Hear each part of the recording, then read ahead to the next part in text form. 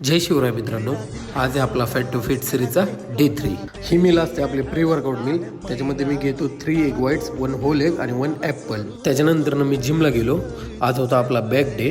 Pullups मारून आपण back मारायला सुरुवात केली. बॅकसाठी पहिला सेट घेतला बारबेल रॉ, 4 सेट 20 रिपिटेशन. दुसरा सेट घेतला आपण लेट फुल डाऊन. कधी पण मित्रांनो सेट मारताना स्लो मारा, मसलला फील करा, ज्याने की तुम्हाला बेटर रिझल्ट भेटेल. त्याच्यानंतर आपण तिसरा सेट घेतला सिटेड केबल रॉ. ह्याचे पण 4 सेट 20 रिपिटेशन.